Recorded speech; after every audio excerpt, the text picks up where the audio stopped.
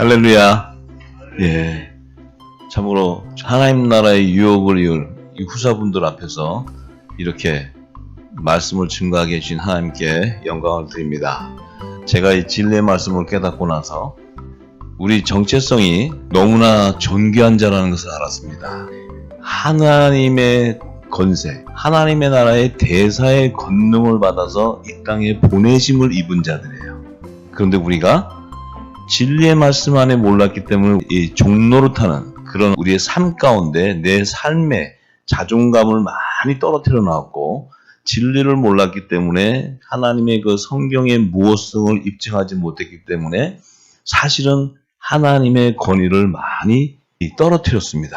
우리 스스로가. 그래서 이제는 이 마지막 때 늦은 비를 통해서 이 영원한 복음이 진리가 보여질 때 제일 먼저 하나님이 저에게 주신 것은 저의 정체성과 자존감을 세워주셨습니다. 그렇지만 하나님께서 예수님의 권세를 우리에게 주셨을 때는 우리가 이 땅에서 교만한 자가 되는 것이 아니고 말씀에 순종하는 자가 되게 하셨어요. 예, 왜냐면은 하나님의 말씀의 권위는 끝도 없고 깊이가 한량없기 때문에 우리가 사람의 그 높은 학문의 지식을 가지고서는 이미 바닥에 날 수 있는 그 지식들이 하나님의 말씀은 지금도 끝이 없이 부어지고 있습니다. 그래서 참으로 그 말씀의 권위라는 것은 하나님의 말씀을 경험하고 들어가면 들어갈수록 고개가 숙여지게 돼 있고 그 말씀 앞에 순종하지 않을 수 없는 그런 삶이 하나님께서 우리를 기뻐하시고, 그가 바로 의의 직분자라고 하시고 우리의 의가 없이 그리스도의 의를 쫓는 자로서 하나님 말씀에 순종하는 자라고 이렇게 저에게 알려주셨어요. 그러면 자, 빛과 어둠의 생명으로 창조한 그들을 구원하고 심판하는 계시가 창세기 1장 1절과 2절에 있을 때 이제 둘째 날로 넘어갑니다. 창세기 1장 6절에서 8절에 보니까 하나님이 가라사대 물 가운데 궁창이 있어. 자, 요 물은 처음 천지에 있는 생명수 강이에요. 물이에요. 거기에 궁창이 있다는 건 흑암이 깊음에 있다는 것을 계시하는 거예요. 근데 거기서 물과 물로 그 물을 나누는 게 생명수의 강을 나누는데, 자, 하나님이 그 궁창을 만드시고 궁창 아래 물과 궁창 위의 물로 나눈다 그랬어요. 그럼 이 궁창에는 물이 있어요, 없어요? 궁창에는 물이 없는 거예요. 궁창을 중심으로 해서 궁창 위의 물과 궁창 아래 물로 나눈다는 것은 이 하나님 보좌에 있던 생명수가 지구 땅에도 이제 샘이 열리는 것을 얘기하는 거예요. 할렐루야. 예, 그게 둘째 날이에요. 그래서 요 궁창을 하늘이라고 칭한다는 거예요. 요때 말하는 하늘은 이층층 우주 하늘을 얘기하는 거예요. 요 우주 하늘은 흑암과 같은 그런 철창으로 가둬진 공간을 얘기하는 거예요. 왜? 그곳에서는 말씀이 없다는 거예요. 말씀이 없다는 건 뭐예요? 이층층 우주에 있는 수많은 행성 안에는 구원의 계획이 없는 거예요. 그 안에는. 오직 심판과 구원의 계획은 지구 땅에 있는 거예요. 지구 땅. 그 외계인 어쩌고저쩌고 그러면은 텔레비 꺼버리세요. 뭐 이상한 뭐 외계인이 와서 천사가 와서 무슨 뭐 사람과 무슨 뭐 결혼해갖고 아들 놓고 이게 다 꺼버려요. 전부 거짓 증거예요. 거짓 증거들. 그러니까 자, 이것이 이제 나누어지는 이유가 뭐냐? 이것이 나눠져야 천지에서 빛과 어둠의 생명으로 태동한 영혼들의 생명을 담을 질그릇을 만들어야 되기 때문에 그래요. 하나님의 형상과 모양대로 질그릇을 만들어야 되는데 그 질그릇을 만드는 곳은 바로 지구 땅인 거예요. 지구 땅. 그래서 이 지구 땅을 예수님이 뭐라 하세요? 자기 땅에 왔다. 그래, 자기 땅. 자기 땅에 왔음에 자기 백성들이 자기를 영접하지 않았다는 거예요. 왜 안 해요? 예수님이 오셔서도 그들은 어두운 가운데 포로가 되어 있기 때문에, 영적인 눈과 귀가 열려 있지 않기 때문에 그 주님이 와서도 주님이 주님인 줄을 모르는 거예요. 근데 딱 한 사람 세례 요한을 예비해서 그가 메시아인 것, 하나님의 어린 양, 하나님이 보내신 화목 제물 메시아인 것을 그가 증거하는 거예요. 근데 하나님의 자녀들은, 예수님이 데리고 다니던 제자들은 오순절날 마가다락방에서 이른비 성령이 임하기 전까지는 예수님을 따라다니면서 그들은 율법 아래에 있는 거예요. 율법 아래. 율법 아래 있다는 것은 죄의 권능 아래 있다는 거예요. 할렐루야. 그렇기 때문에 그들은 아직 빛의 생명으로 완전히 나오지를 못하고 있는 거예요. 지금 흑암 안에 갇혀져 있는 거예요. 그래서 예수님 오셔서 그 흑암에 갇혀 있는 자들에게 빛을 증거해 줘가지고 포로되어 있는 그들에게서 그들을 자유케 해줘버리는 거예요. 메인 것에서 풀어주는 거예요. 뭘로 풀어주냐면 천국 말씀으로 풀어주는 거예요. 천국 복음. 이 천국 복음이 바로 새 언약의 말씀인 거예요. 새 언약의 말씀은 부활의 생명체를 만드는 말씀이에요. 할렐루야. 그러니까 우리가 지금까지 신앙생활에서 우리가 종교의 신앙생활, 그러니까 사람 교리나 신학이나 이런 그 지식으로 받은 것은 생명이 없는 거죠. 부활의 생명을 만들 수가 없어요. 근데 이 새 언약의 말씀, 성경의 진리가 열리면서 기름 부어주면 그 말씀은 바로 예수님이 우리에게 한 생명의 양식이 되는 거예요. 생명의 양식. 그 양식을 먹게 되면 내 안에 있는 영이 장성한 자의 식물을 먹을 수 있게 자라게 돼요. 자라게 돼서 온전한 열매가 된다는 것은 내 안에 하나님의 나라의 모든 비밀들이 다 풀어져서 온 땅에 성령이 말하기에 따라 증거하는 입술이 되어버려요. 그 입술이 될 때 입술에 열매가 맺히는 거예요. 할렐루야. 그 열매가 바로 포도 열매. 자, 그래서 지금 이제 둘째 날에 보니까 3층층, 2층층, 1층층의 하늘로 만들어 주시는 거예요. 하나님께서. 그래서 창세기 1장 1, 2절의 천지는 해분, 단수 하늘로 기록되었고 6일간의 창조가 끝난 이후에 창세기 2장 1절에 천지와 만물이 다 이뤘다는 그 천지는 heavens, 그러니까 복수 하늘로 기록하는 것이 바로 이 궁창 위의 물과 궁창 아래 물, 그러니까 1층층, 2층층, 3층층의 구조를 이루어서 이 구조를 이루는 것은 이제 예수님이 초림에 오실 때 3층층에 계시다가 예수님이 성령이 기름 부어져서 성령이 잉태하는 것은 1층층에 와서 잉태해버려요. 1층층에 누가 있어요? 동정녀 마리아가 있는 거예요. 동정녀 마리아의 성령이 잉태가 됐을 때 예수님께서 1층층 지구촌에서 성육신에서 나오시는 거예요. 할렐루야. 자, 그래서 그분이 나오셔가지고 당신이 하늘보좌로 들어가기 위해서는 장사한 지 3일 만에 신령한 몸으로 부활돼서 부활의 첫 열매로 온전한 신령한 몸의 형체를 이루어서 하늘보좌로 들어가시는 거예요. 할렐루야. 예, 그것이 이제 그 일을 이루기 위해서는 반드시 3층층, 2층층, 1층층 영적 세계와 물질 세계가 나눠져야 돼요. 그리고 나서 예수님이 다시 재림하실 때는 공중 재림과 지상 재림을 위해서는 2층층과 1층층이 있어야 돼요. 그래서 3층층, 2층층, 1층층을 예비하신 하나님의 뜻은 초림과 재림의 예수님이 오는 길을 예비하는 거예요. 길을. 할렐루야.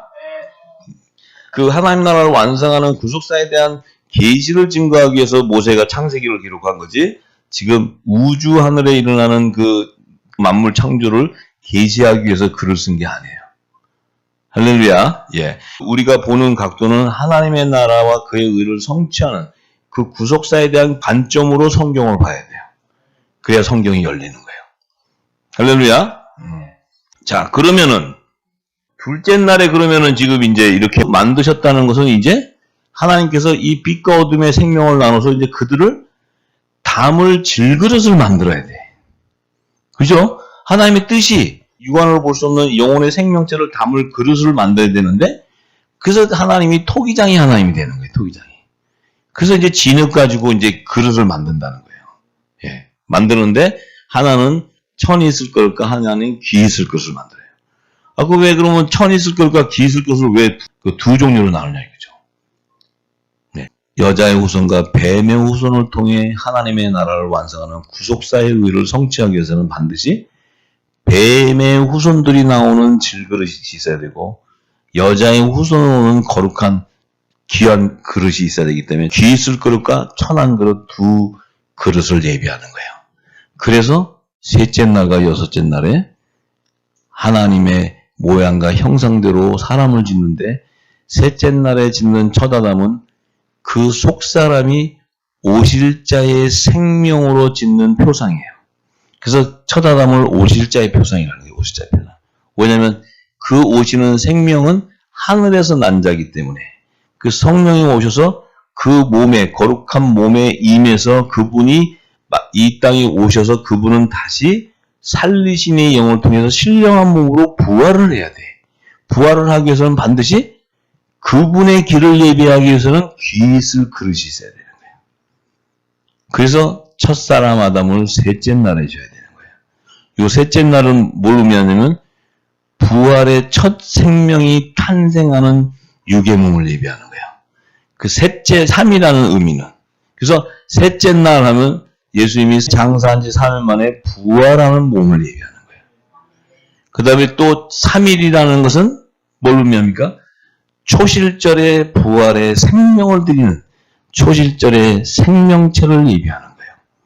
이미 이 창세기 1장 안에는 모세는 여호와의 절기에 대한 비밀을 함축해 놓는 거예요. 할렐루야. 네. 그래서 예수님이 아담의 자손 가운데 여자의 후손을 낳는 계보를 계속 예비해가고 아담의 자손들 가운데 가인의 계보를 예비하는 그 자손을 처음부터 구별해버려요. 씨가 다르다는 거예요. 씨가. 우리 안에 복음의 씨도 들어가 있고 율법의 씨도 들어가 있고 잡탕이 돼가지고 이 짐승의 씨도 들어가 있고 막 들어가가지고 뭐 어땠다는 짐승 같다가 어떤 놈은 절로 이러는 게 아니고 처음부터 구별되어 있다는 거예요. 그렇기 때문에 저와 여러분들은 은혜로 택하심을 받은 자들이라는 거예요. 몰랐는데 진리를 들으면서 우리가 기뻐지고 기쁨이 오고 내 영이 살아나고 하나님의 말씀에 내 생명이 살아나는 이것을 깨닫는 것은 내가 빛의 아들이라는 거예요. 빛의 아들. 그것이 증거예요. 왜? 이 새 언약의 말씀, 천국의 말씀은 예수님께서 비유로 얘기하셨기 때문에 하나님 나라의 비밀을 너희에게는 허락한 자들만 알게 되는 거지 허락하지 아니하는 자들은 아무리 보아도 보지 못하고 들어도 듣지 못한다고 얘기하시는 거예요. 그래서 그 말씀을 듣지 못하고 보지 못하는 자들은 제사함을 얻지 못한다는 거예요. 이것이 예수님이 하신 약속의 말씀이에요. 할렐루야. 우리는 지금까지 이 말씀을 저와 여러분이 들어본 적 있습니까? 저와 여러분이 이 말씀 신앙생활 지금까지 하시면서 들어보신 분 손 들어보세요. 저도 들어보지를 못했어요. 7년을 붙고 나서 깨닫고 나서 증거하게 해주셨기 때문에 증거하다 보니까 지금 이 말씀을 들어보지 못했지만 이 말씀을 들을 때 영적인 눈과 귀가 열린다는 거예요. 보인다는 거예요. 벌써 많은 분들이 성경을 보면 성경이 보인다는 거예요. 보이니까 무엇을 느껴지냐면 기쁘다는 거예요. 뭔지 모르게 시원하다는 게 뭔지 모르게 찜찜하게 갇혀있던 것이 해결함을 받는다는 거예요. 그게 생명의 성령의 법으로 자유해지는 거예요. 그게 바로 우리 안에 입고 있던 옷을 갈아입는 거고 그것이 회개의 영이고 그 회개의 영이 임함으로 내 안에 평강이 오는 거예요. 기쁨이 오고 그것이 바로 회개의 영이에요. 성령은 컴포트, 우리를 위로하는 위로자라는 거죠. 참 성경은요 이렇게 다 알고 나서 보면요 요들이 이렇게 감춰놓은 게 다 보여요. 이렇게 숨은 그림 하면 이렇게 해갖고 숨은 그림 처음에 보면 안 보이잖아요. 근데 숨은 그림을 찾아놓고 보면 한눈에 보면 다 보여요. 그렇듯이 복음서든 구약 선지서든 구약 그 성경이든 다 보면요 다 감춰놨어요. 첫째 이걸 안 감춰놨으면 적그리스도 마귀들이 성경 다 헤쳐놔버렸어요. 저와 여러분은 진리를 알 길이 없어요. 이거 이렇게 감춰놨으니까 저들이 한만 변개하고 지금 성경 거의 다 변개된 겁니다. 이게 무슨 어떤 책이 더 좋고가 아니고 다 변경 변질해놨어요. 근데 못하는 게 뭐냐면 그 안에 흐르는 생명수는 변개를 못했다는 거예요. 왜 변개 못하냐면 하늘의 비밀을 모르니까. 보니까 이게 앞만 봐도 이게 뭔지 몰라. 그냥 골라 잡아 땡기는 거예요. 이게 여섯째 날에 우리 지금 봐줘 이게 아담이야. 여기 그냥 신학을 막 풀었어요. 첫 단주부터 엉터리예요. 엉터리. 지금 여러분들이요 이 말씀 지금까지 들은 말씀 듣고 유튜브 듣고 그래도 은혜가 된다는 사람은 아직 흑암 안에 있는 사람들이에요. 유튜브를 들어보면요. 저 사람은 뭐가 맥혔고 뭐가 안 열리고 다 보여요. 어떤 유명한 그 신학 박사, 자기가 30년 섬기던 그 박사, 이 복음을 어떤 분이, 일본의 그 선교사님 보고는, 너무 놀래갖고 자기가 갖고 있는 게 30년을 그 존경하는 신학자님 말씀을 듣다가 이걸 보니까 이거 너무 놀래갖고 두 가지를 갖고 있다. 치킨 게임 버려. 그 치킨 게임 버렸대. 버리고 나서, 본 다음에 버리고 나서 그걸 들으니까 싱겁더래. 그래, 이거 뭐야. 다시 한 번 또 주워다가 또 들었대. 두 번째 본 다음에 또 보니까 더 싱겁대. 나중엔 세 번째 보니까 그걸 버렸다는 거예요. 세 번 만에 40년, 50년을 듣던 신학자의 말씀을 버리게 되더라는 거죠. 네.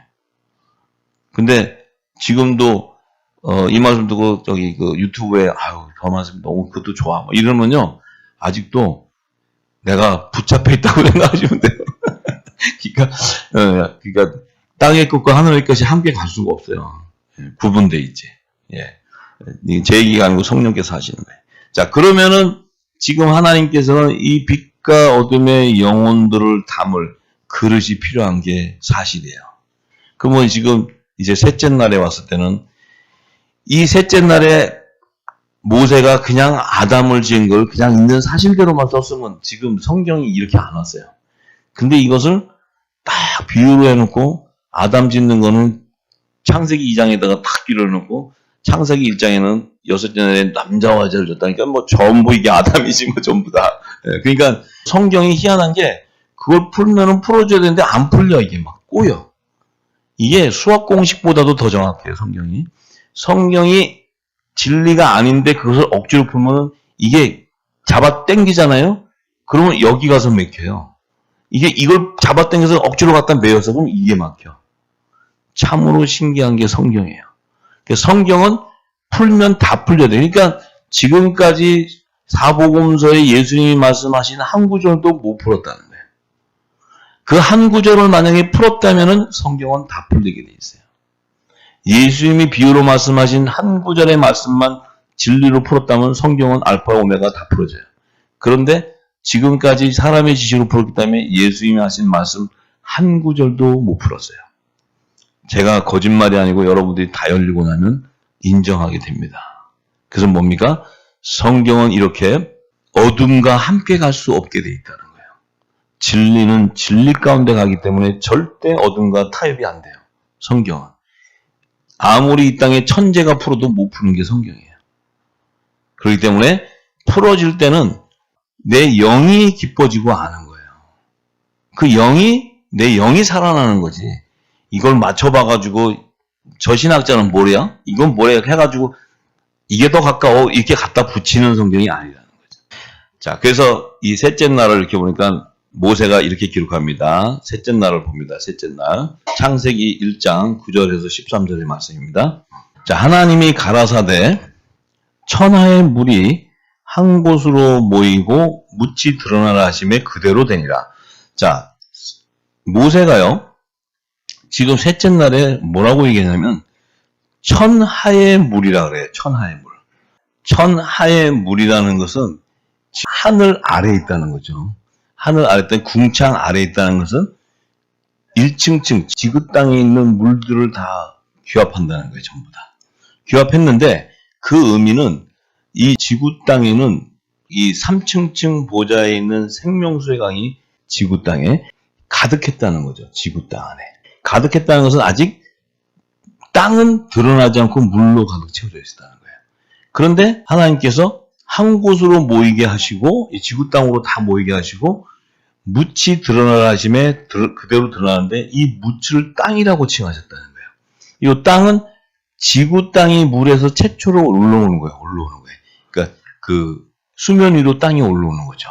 자, 올라왔어요. 그런데 이걸 보시면서 하나님이 모인 물을 바다라고 칭하시고 이제 올라온 묻을 땅이라고 칭하시면서 땅과 바다를 나누셨어요.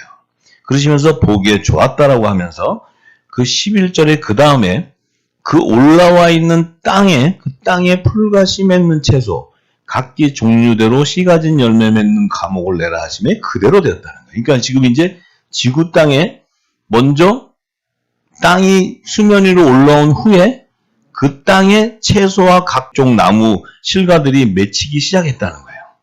자, 그러시면서 셋째 날이라고 할 때, 그런데 더 중요한 거는 이 셋째 날 다음에 모세가 넷째 날에 기록한 것이 뭐냐면, 넷째 날에 두 큰 광명, 해와 달을 땅으로 조명하게 하게 하시고, 그 광명을 통해서 징조와 사시와 일자와 연한을 이루게 했다 얘기하는 거예요.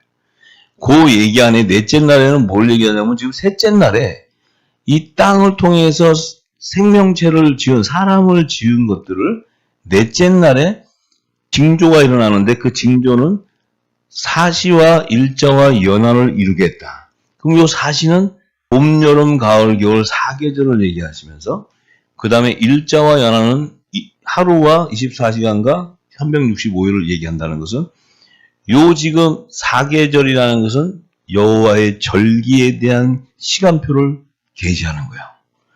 여호와의 절기를 통해서 내가 이 땅에 지은 사람을 추수할 것을 계시해 놓는 말이에요.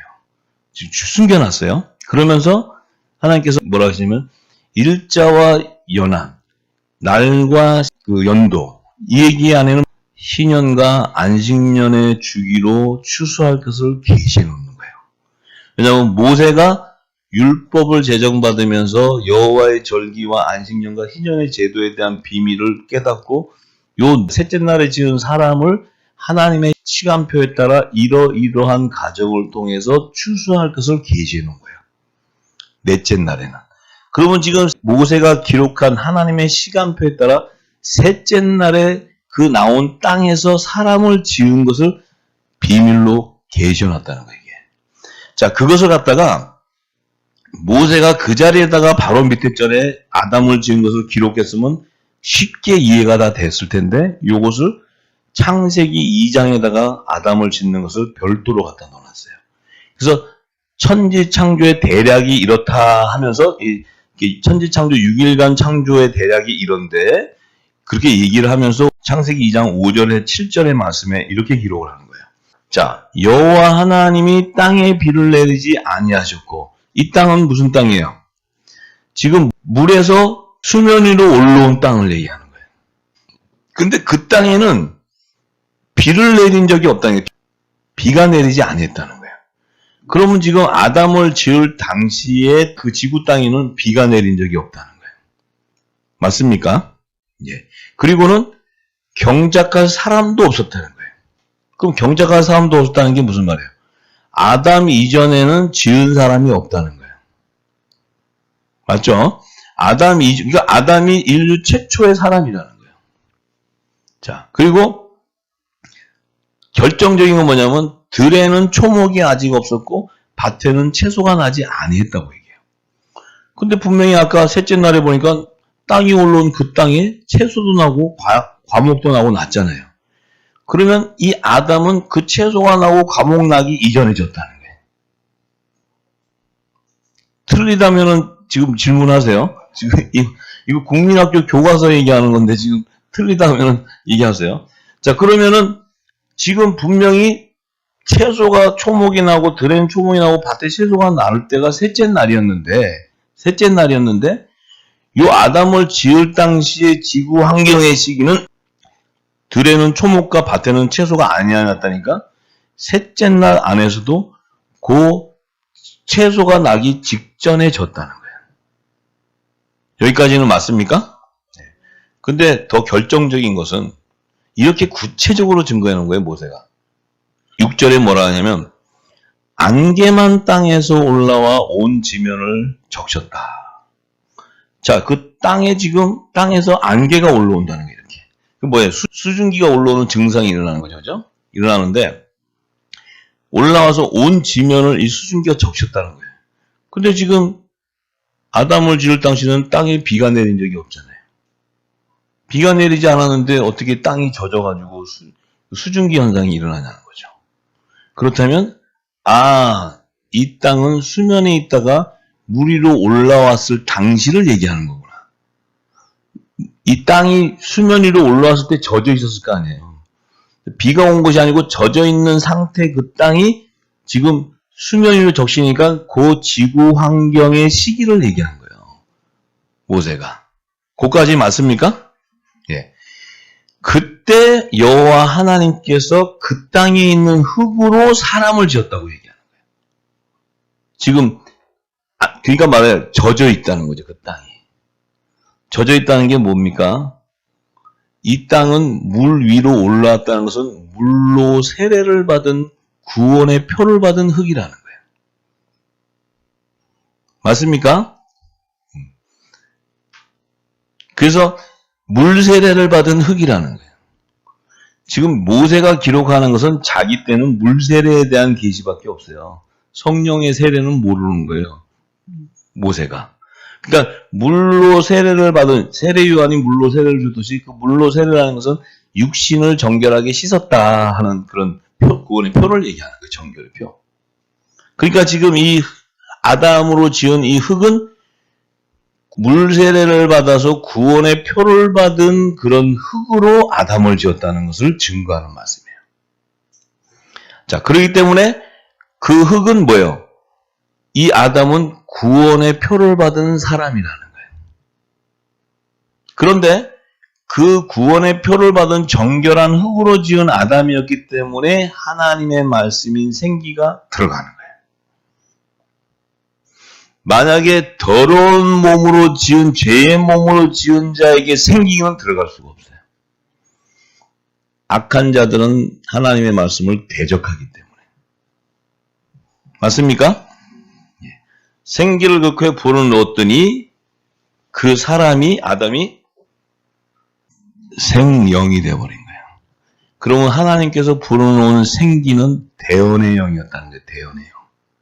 그 대언의 영은 뭐냐면 그 아담을 땅의 흙으로 지은 사람인데 그 아담을 하나님께서 혼이 살아나는 사람으로 지었다는 거예요. 그 얘기는 혼이 영생할 수 있는 구원을 받은 자라는 거예요. 할렐루야. 혼의 생명이었다는 거예요. 혼의 생명. 그래서 땅에서 지은 자는 혼의 생명이고 빛의 아들은 하늘에서 지은 자는 영의 생명이에요. 할렐루야. 그래서 예수님이 영으로 살아나는 거예요. 영으로. 혼으로 살아나는 게 아니고 영으로 살아나는 거예요. 영으로 살아나서 옥에 있는 영에 가서 복음을 전파하는 거예요. 우리가 이 대언의 영을 받은 우리, 성령을 받은 우리는 영이 내 그 말씀이 영과 혼과 관절과 골수를 딱 찔러 쪼갤 때 내 안에 정체성이 영의 생명이었다는 거예요. 그 영의 생명이 반응을 하게 되면 어떻게 돼요? 내 안에서 성령이 말하게 하는 대언이 나오는 거예요. 할렐루야. 이것이 바로 새 언약의 대언의 영을 받은 자들이 빛의 아들이에요. 이것이 예수님의 건세를 받은 자라는 거예요. 그 예수님의 건세를 받은 자는 새 언약의 말씀을 대언하는 영을 받은 자라는 거예요. 할렐루야. 그 영은 예수님이 말씀하신 것은 내가 너에게 이른 말이 영이요 생명이라고 하는 거예요. 예수님이 전한 새 언약의 말씀은 영생하는 부활을 시키는 생명의 말씀이라는 거예요. 지금 저와 여러분들은 이 말씀을 들으면서 진리를 깨닫게 되면 내 안에 있는 영이 살아나고 있는 거예요. 살아나고 있다는 것은 영의 기름이 부어지니까 이 내 영이 단단한 식물을 먹을 수 있는 장성한 자의 영이 되어버려요. 그 장성한 자의 영에 이르게 되면은 내가 뭐가 돼요? 하나님의 나라를 예언하게 되는 거예요. 성경의 모든 하나님의 비밀을 풀어주는 자가 되는 거예요. 그 자가 바로 천국 열쇠를 소유한 자입니다. 할렐루야. 예. 자, 그런데 이 아담에게는 대언이 부러졌는데 아담은 성령의 약속을 받은 자가 아니고 생명이 돼버려요. 이 하나님의 자녀들에게 마지막 아담의 계보에서 나오는 그 생명들은 이 생기를 대언을 딱 받으니까 그들은 성령으로 인쳐져 버린단 말이에요. 그래서 하나님의 자녀는 살려주는 영이 돼버리는 거예요. 살려주는 영. 살려주는 영이라는 것은 호련히 내 영을 부활시켜 버린다는 거예요. 호련히 내 영을 부활시킨다는 거예요. 할렐루야. 그래서 휴거가 되는 거예요. 그럼 휴거가 되려는 핵심은 그 결정체는 뭐냐면 이 예수님이 말씀하신 진리의 성령이 오셔서 예수 그리스도께서 증거하신 창세전에 감춰있는 하나님의 모든 비밀을 풀어줄 때 내 영이 살아나는 거예요. 맞습니까? 내 영이 영적인 눈과 귀가 열려버리기 때문에 살아나기 때문에 내가 부활의 몸이 되는 거예요. 성령의 음성에 귀를 기울이고 성령의 음성을 들을 자가 되는 거예요. 음성을 듣게 되는 거예요. 그 음성은 바로 지금 이 말씀의 진리의 말씀에 여러분들 안에 귀로 모지고 깨달아지는 것이 성령의 음성이에요. 갑자기 얘야 천국문으로 가거라 하는 게 성령의 음성이 아니고 이 말씀이 풀어지면서 내 안에 입혀지는 그것이 성령의 음성이라는 거예요. 그러면 그것이 입혀지면 내 안에 뭐가 입혀지냐면 빛의 갑옷으로 입혀지기 때문에 그리스도의 의옷으로 갈아입혀지기 때문에 하늘 보좌에 있는 일곱 등불이 내 몸 안에 불이 켜지기 때문에 내 안은 거룩한 성전과 같이 빛이 환하게 비추는 그리스도의 지체가 되어버리는 거예요. 그가 바로 빛의 아들이요 빛의 갑옷을 입은 자들이에요. 할렐루야. 그 안에는 어둠이 존재할 수가 없어요. 존재할 수가 없기 때문에 우상을 섬길 수가 없다는 거예요. 거룩한 성전이기 때문에 성령이 거하는 성전이기 때문에 저와 여러분들이 이 말씀을 통해서 씻어지고 온전한 열매가 되면 내 안에는 더러운 생각이 들어갈 수가 없어요. 여러분들이 그리스도의 할례가 임하는 것은 십자가를 통과해버리기 때문에 십자가를 통과하는 것은 바로 내 육은 죽고 내 영은 살아나 버리는 거예요. 고운 가루가 되어버리는 거예요. 그러면 그 자에게서는 음란의 열매가 나올 수가 없어요. 나오고 싶어도 나올 수가 없어요. 물질에 넘어지는 염려가 있을 수가 없어요. 이 땅에 그가 가는 곳마다 빛이 조명되기 때문에 가는 곳마다 어둠은 사라져버려요. 어둠과 싸우는 것이 아니라는 거죠. 예수님이 어둠과 싸우는 것이 아니에요. 예수님은 가실 때 성령을 통해서 태어나게 증거하면 병든 자가 살아나버려요. 어두운 것들이 떠나가면서 포로됐던 것들이 자유해져 버려요. 할렐루야. 눌렸던 것이 풀어나는 역사가 있고 모든 것이 다 풀어지는 거예요. 전부 다. 그것이 내가 흑암 안에 갇혀져 있었던 포로된 것에서 생명의 성령의 법으로 죄와 사망의 법에서 풀어져 버리는 거예요. 해방되는 거예요. 할렐루야. 그것이 바로 영생을 체험하는 것이고 이 천국의 삶을 미리 이 땅에서 맛을 보는 거예요. 살아있으면서도 맛을 볼 수 있어요. 할렐루야. 꼭 죽어서만 맛을 보는 게 아니라 살아있어도 영생을 경험하고 체험할 수 있어요. 저는 제가 7년 기름 부음 받을 때 내 육의 몸이 송장 썩는 냄새가 나는다고 와이프가 할 정도로 썩는다는 냄새가 나는데 내 영은 기뻐서 살아 움직였어요. 24시간을 하나님과 잘 때도 내 영이 껴서 교통했어요. 내 몸이 완전히 면역이 제로가 돼서 내 몸이 상해진다 해도 내 안에는 질병이 존재하지 않았어요. 왜 존재하지 못했냐면 성령이 있었기 때문에. 만약에 성령이 없이 그렇다면 나는 벌써 합병증으로 죽었죠. 내 몸에 지는 다 빠졌었으니까. 그래서 내가 그때서야 이게 그리스도 할례구나. 이것이 십자가를 통과한 거구나. 이것이 사도 바울의 고백. 나는 십자가와 함께 못이 박혔다는 그 증거구나. 그걸 제가 몸소 경험했어요. 네. 여러분들도 이 말씀을 받으면 여러분들 안에 이 육이 내 안에 진액이 빠져나고 내 안에 그 모든 것을 경험하게 돼요. 왜냐하면 이 말씀을 불의 말씀이 딱 받게 되면 내 안에 있는 것들이 태워져 나가고 이 말씀이 워낙 강하기 때문에 결박하고 내 안에 있는 것들이 막 다 떨어져 나가버려요. 그런 것들을 경험하실 거예요. 경험하실 겁니다. 갖고 있던 질병도 그냥 떠나버려요. 지금 그런 분들이 수도 없이 많아요. 저한테 간증하는 게. 이게 뭐 치유될 수 없는 병들이 다 떠나버려요. 뭐 기도해주고 안 해주고 이 말씀 받고 그냥 불의 말씀이 다 떠나요. 허리가 부러진 사람이 붙었다고 할렐루야. 나는 말씀드렸는데 기도해 준 적도 없어도. 자기들이 증거하는 거예요. 왜? 빛이 증거되니까. 그러니 저와 여러분들이 가서 온 열방에 빛을 전하면 이 땅이 회복되는 건 당연하죠. 어둠 가운데 일어나 빛을 발하면 당연히 열방이 회복되는 거죠. 예, 우리가 무엇을 하는 게 아니고. 자, 그래서 분명히 셋째 날에 창세기 1장 10절과 11절 사이, 그러니까 땅이 드러난 이후에 땅은 불과 심했는 채소가 나기 이전에 요 10절과 11절 사이의 시기에 지었다는 거예요. 맞습니까? 예. 이것은 누구도 부인할 수가 없는 거예요. 근데 이 킹제임스 영어 성경에 보면은 요 아담과 그 갈빗대로 지은 여자를 man and woman으로 표기해요. 영어로 man and woman. 근데 여섯째 날에 지은 창세기 1장 27절 그때 지은 남자와 여자는 male and female로 얘기를 해요. 그러니까 짐승이라는 의미는 하나님의 말씀의 지혜를 깨닫지 못하고 하나님을 알지 못하는 자를 짐승이라 그래요. 잠언서에 보면 이때 이 여섯째 날에 지은 이 사람들은 인지를 하지 않는 것이 아니고 그들 안에는 생기가 불어지지 않았기 때문에 그 안에 영이 존재하지 않기 때문에 하나님을 대적할 수 있는 능력이 없는 거예요. 하나님을 뱀의 후손들이 대적할 수 있는 이유는 뭐냐면 유일하게 그들에게는 여자의 후손으로 메시아가 누군지를 알아요. 그래서 이 땅에서 예수님을 죽이는 자들은 오직 하나님으로부터 뱀의 후손으로 예비된 자들이 죽이지 대한민국 사람이 가서 예수님을 죽이는 게 아니에요. 그들이 누구였냐면 이스라엘 안에 헤롯 왕자 안에 제단에서 제사 지내고 있는 제사장, 장로, 이 서기관 또 율법학자 이들이 예수를 죽여요.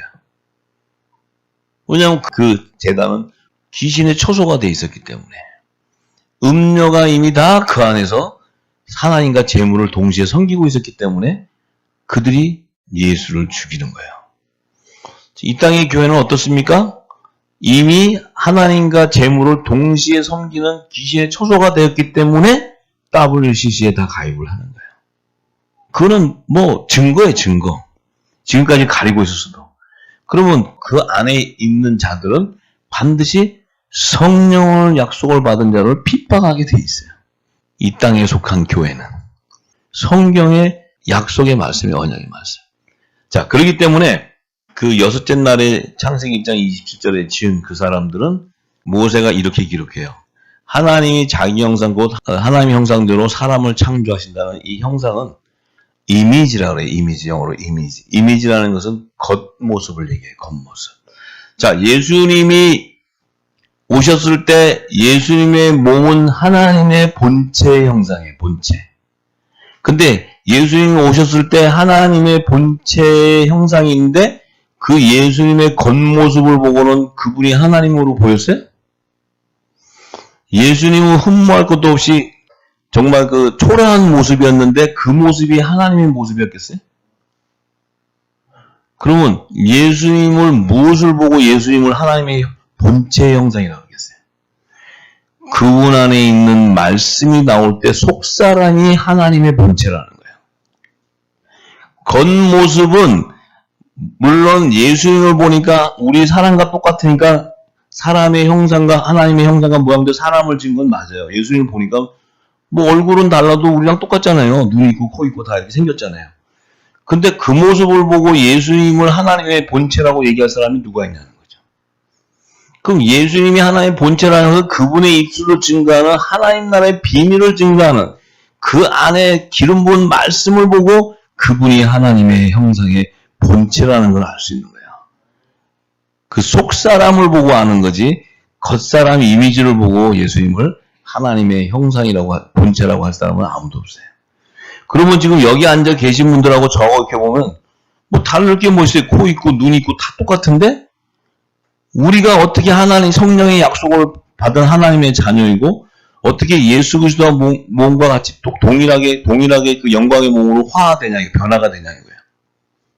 아, 우리가 무슨 예수님하고 똑같은데 이 안에 그러면 어떤 사람은 변화되고 어떤 사람은 변화 안 되고 세상 사람은 마귀의 자식들이 있고 있는데 그 안에 지금 골라가지고 여기 왔는데 우리를 무엇을 보고 하나님의 자녀고 신령한 몸으로 부활의 생명으로 알 수 있냐면 우리의 입술에 증거되는 말씀을 통해서 한다는 거예요. 내 안에 속사람을 보고 안다는 거예요. 그래서 사도 바울은 그렇게 얘기해요.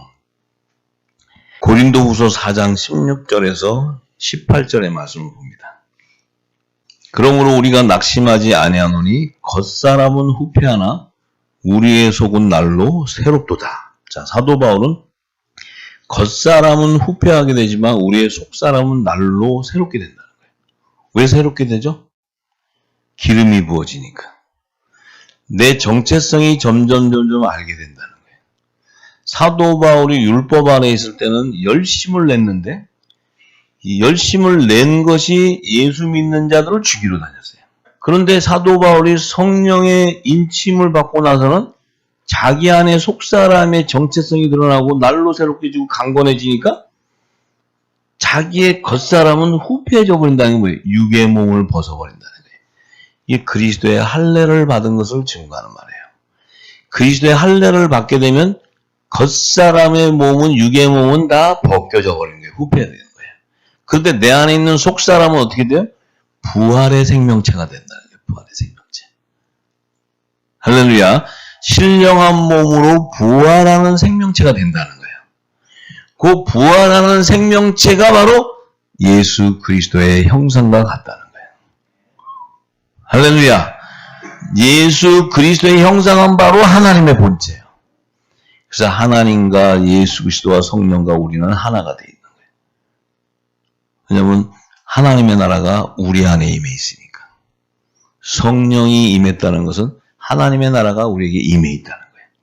하나님의 나라가 임해 있다는 것은 성부 아버지 안에 계시는 말씀 예수님이 그 안에 있는 생명이 우리였다는 거예요. 그러니까 하나가 되어 있다는 거죠. 그래서 후사라는 거예요. 우리가. 예수님도 후사요. 우리도 후사라는 거예요. 자, 그래서 17절에 우리의 잠시 받는 환난에 경한 것이 지극히 크고 영원한 영광에 중한 것을 우리에게 이루게 함이니. 자, 우리의 잠시 받는 환난에 경한 것이, 이 환난은 뭡니까? 십자가를 통과하는 고난을 얘기하는 거예요. 통과하는 이 고난이, 이 경한 것은, 이 환난은 정말 우리에게 작다고 생각하는 것은 지극히 크고 영원한 영광에 중한 것을 우리에게 이루게 한다는 것은 우리의 몸이 그리스도와 같이 부활의 몸으로 화해진다는 거예요. 그 영광에 이르는 것을 이루게 하기 위한 거라는 거예요. 할렐루야. 그러니까 내 속사람이 강건해지기를 원한다는 거예요. 내 속사람이 강건해진다는 것은 내 안에 있는 생명이 부활의 생명이 된다는 거예요. 그래서 예수 그리스도와 함께 생명의 부활에 연합되는 자다. 얘기하는 거예요. 할렐루야. 자, 그래서 우리의 돌아보는 것은 보이는 것이 아니요 보이지 않는 것이니 보이는 것은 잠깐이요 보이지 않는 것은 영원하다.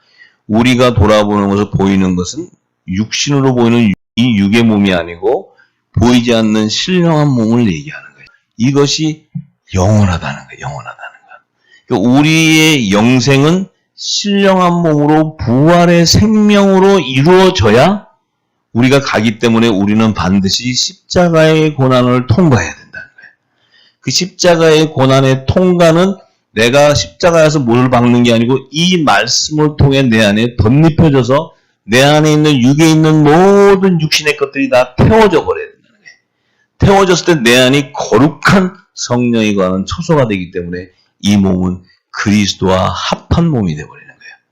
예수님도 성령의 약속을 받은 자요 우리도 성령의 약속을 받은 자로서 우리가 예수님도 부활의 몸으로 승천하셨듯이 우리도 주님이 재림하실 때 그 몸에 들러붙는 자가 되는 거죠. 생명의 버려. 할렐루야. 예, 그 얘기하는 거예요. 그래서 셋째 날에 지은 첫사람 아담과 여섯째 날에 지은 짐승 같은 사람 네피림은 이 네피림이라는 것은 뭘로 사용하기 위한 거냐면 가인의 씨를 받는 여자를 예비하기 위한 거예요.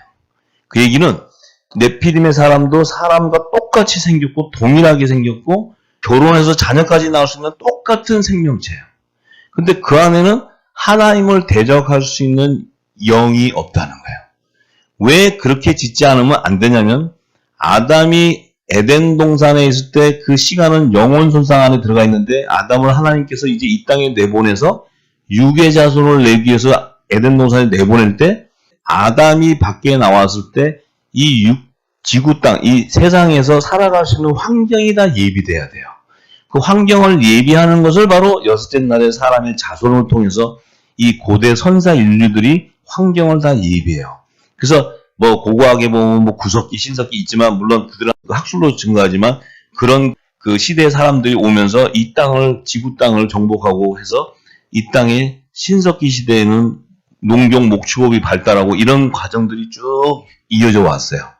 왔는데 첫사람 아담과 하와가 에덴 동산 밖으로 딱 나왔을 때 그때 이미 이 땅에 아담의 자손들이 살 수 있는 환경이 다 예비되어 있는 거예요.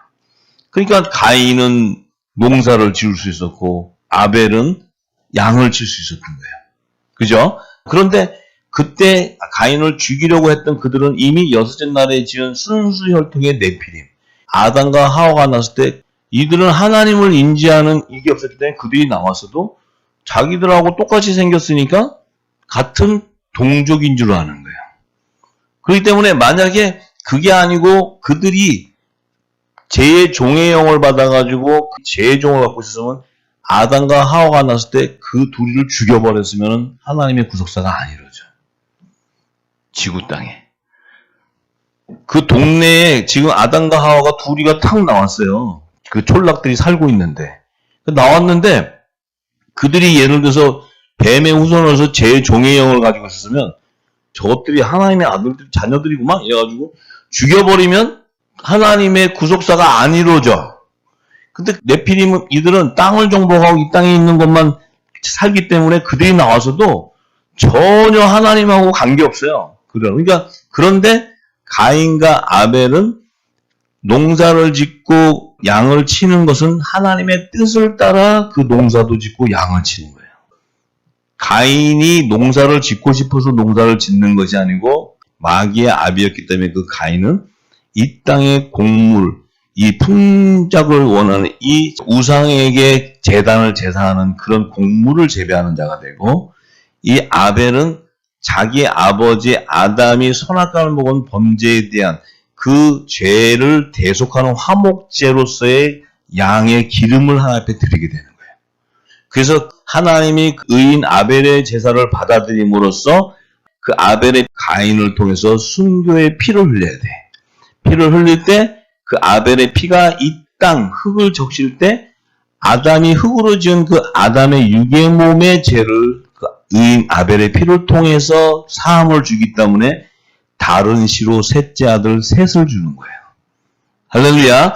다른 시로 셋째 아들 셋을 준다는 것은 이제 네 선악과를 먹어 범죄를 내가 아벨의 피를 통해서 화목제로 내가 바꾸는 다른 씨를 통해서 여자의 후손으로는 계보를 이어라. 이렇게 얘기하는 거예요.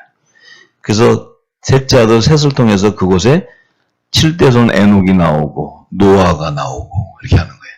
근데 가인의 계보에서는 그 부인을 네피림의 여섯째 날에 지은 네피림의 순수혈통의 여자와 결혼을 했어요. 그러면 가인의 부인은 똑같은 여자 우리의 육신과 같지만 영이 없는 네피림이었어요. 순수혈통. 근데 가인이 합방을 해서 씨를 뿌리고 나니까 거기서 나오는 자손들은 네피림의 혼혈 족속이 되죠. 순수 네피림과 가인은 네피림의 조선이 아니에요. 가인은 아담의 자손이지. 그러니까 결부가 되니까 네피림의 혼혈 족속이 되니까 뭐가 나와요? 거기에서 두 짐승인 적그리스도와 거짓 선자가 거기서 나오는 거예요. 그래서 6대손 라멕이 나오고 라멕의 자손 중에 적그리스도의 예표로 두발가인이 나오고 거짓 선자의 예표로 나아마가 나오는 거예요. 이것을 모세는 정확하게 계시하는 거예요. 그리고 셋째 아들, 셋을 통해서는 셋의 아들이 에노스가 나와요. 에노스. 그 셋과 에노스는 뭐라냐면 여호와를 부르짖는 제단에서 제사를 지내는 거예요. 그래서 창세기 4장 끝에 보면 셋과 그의 아들 에노스는 그때부터 여호와를 부르는 거예요. 여호와. 여호와를 부른다는 것은 하나님을 찾는 제사를 드리는 거예요. 제사. 그게 율법 아래 있는 제사를 얘기해. 그 시대는 율법 이전 시대지만 모세는 율법의 선지자이기 때문에 하나님의 구속사를 알고 있었기 때문에 그들도 율법 이전 시대에도 셋과 에노스는 자기 선지자 모세 자기하고 자기 형 대제사장 아론으로 생각하는 거예요. 그래서 셋은 선지자요, 에노스는 제사장으로서의 예표하는 거예요. 그래서 세세계보에서는 율법 아래 제사를 지내는 선지자와 대제사장이 나오지만 가인의 계보에서는 두 짐승인 적그리스도와 거짓 선지자 음녀가 나오는 거예요. 그것이 노아 홍수 이전까지 구속사가 이어져가는 거예요. 할렐루야. 네, 이제 그것을 제가 다 또 풀어드릴 테니까 지금 이렇게 길려면은 길은 보이시죠? 네. 그걸 이제 성경 말씀을 통해 쪼개고 디테일하게 풀어가면은 다 또 동일한 얘기예요. 할렐루야. 예. 그래서 마지막에 물심판이 딱 일어나는 당시에 그때 하나님께서 방주를 마지막 때 의인 노아에게 예비하게 해서 물심판이 노아 때 일어나는 순간 방주에서 7가족, 노아와 7가족, 두 증인이 추수되는 거예요. 노아는 의인이요, 7가족은 여자의 남은 자손. 그런데 그때는 아직 하나님의 나라가 완성되는 때가 아니기 때문에 그 안에 뭘 남기냐. 의인 노아는 하나님의 자녀의 구루터기로 남겨놓은 거고 7가족 중에 둘째 아들 함의 부인은 뱀의 후손의 구루터기로 심겨두는 거예요. 함의 부인은.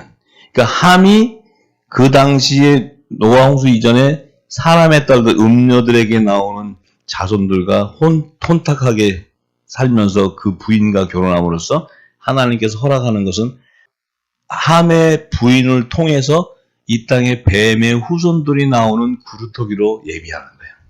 그래서 하나님은 항상 예수님도 12제자를 택할 때 11쟁자와 가룟 유다를 예비하고 그 다음에 야곱의 12아들을 예비할 때 11아들과 단지파를 예비하는 거예요.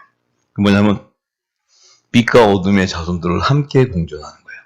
그래서 사도 요한은 요한일서 2장에 보면은 적그리스도는 우리에게서 나갔다고 그러는 거예요. 적그리스도는 우리에게서 나갔다. 왜냐?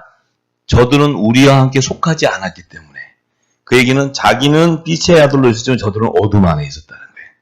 그래서 요 적그리스도는 우리와 함께 있어서 나가는 건 뭐냐면 가인과 아벨도 같은 형제 안에서 가인이 나오고 또 그 뱀의 후손 안에서도 7가족 안에서 함의 부인이 또 나오고 또 12아들 중에 단지파가 나오고 12제자 중에 이제 가룟 유다가 나온다는 거예요. 그것이 항상 여자의 후손과 뱀의 후손을 공존해가는 거예요. 이렇게. 빛과 어둠이 항상 공존해가는 거예요. 지금 마지막 때는 짐승의 우상에게 경배하는 어린 양의 생명책이 기록되지 아니하는 666의 열매가 없다면 아들과 종이 추수가 안 된다는 거죠.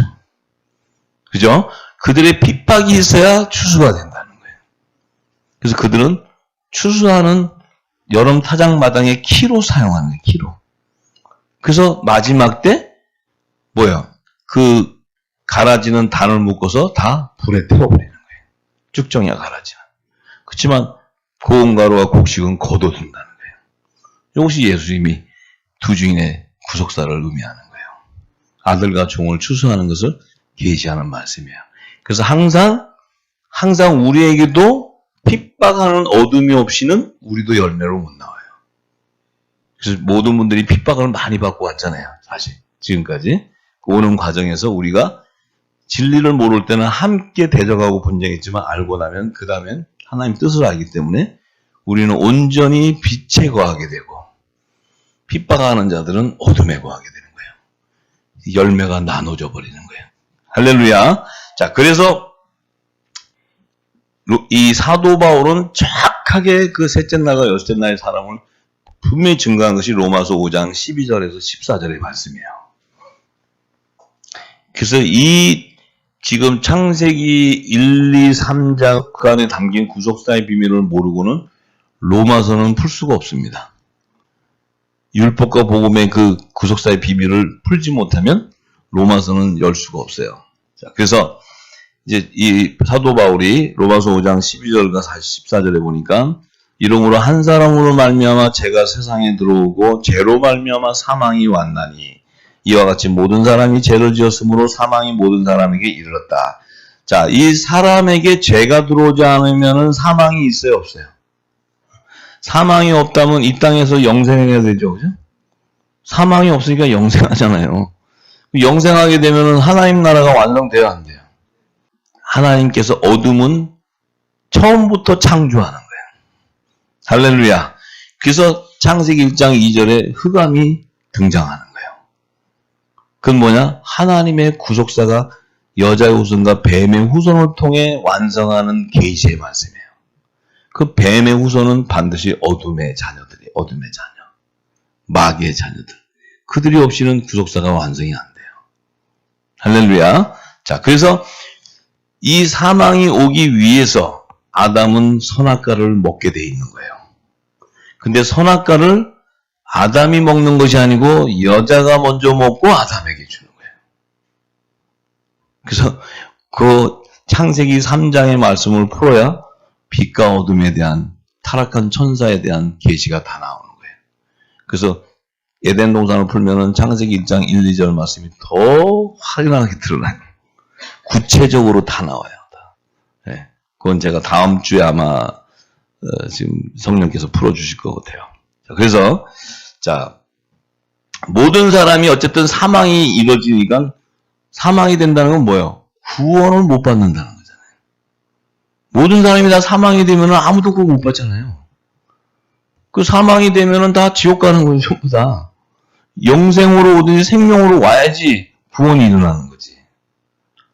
그래서 예수님이 오시기 전에는 구원받은 백성이 있어요, 없어요? 예수님 오시기 전에 구원받은 백성이 있어요, 없어요? 무화과 나무에 갔더니 열매가 하나도 없잖아요. 율법을 줘가지고는 예수님 오시기 전에 율법을 줬더니 그 율법 가지고는 전부 우상 숭배해갖고 제하 사망의 법에 있는 거지 열매가 어디 있어요? 예수님이 저주해버렸잖아요, 무화과 나무. 율법 아래에 있는 자들은 한 영혼도 구원 못 받는 거예요. 지금 이 땅의 교회는 율법 아래에 있으니까 한 영혼도 구원 못 받는 거예요, 한 영혼도. 지금 구원받는 자가 한 사람도 없어요. 저 복음 아래서 구원받는 자가 있다면 거짓이에요, 거짓. 그럼 성경이 거짓말이든지 저들이 거짓말인지 둘 중에 하나죠.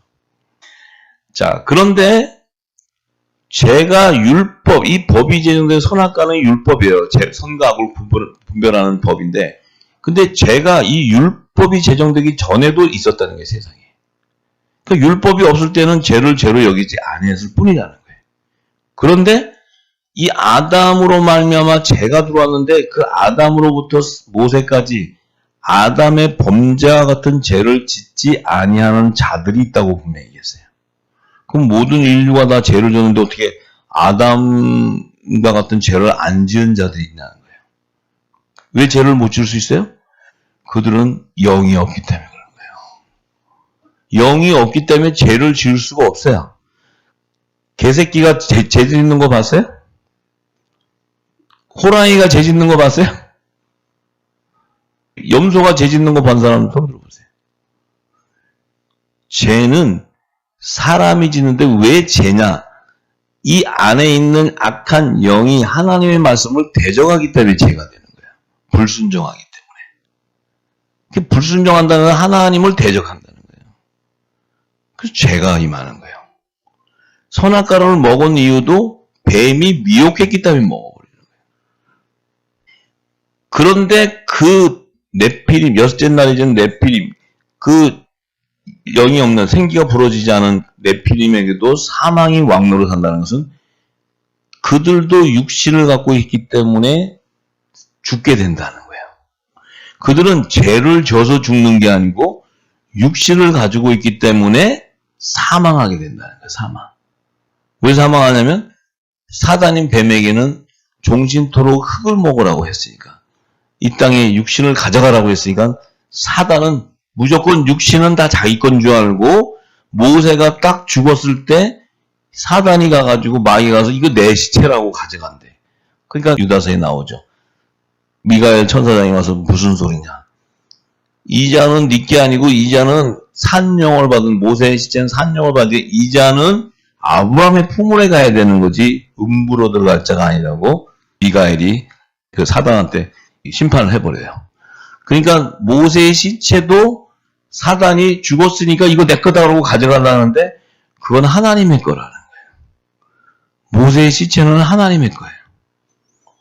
예수님의 시체는 하나님의 거예요, 사단의 거예요? 하나님의 거예요. 하나님의 거. 그러니까 하나님이 허락하지 않은 것들은 데려갈 수 없어요. 그들은 뭐예요? 영생해야 되는 자들이기 때문에, 사망에서 생명으로 옮겨져야 되기 때문에 그들이 데려갈 수가 없어요.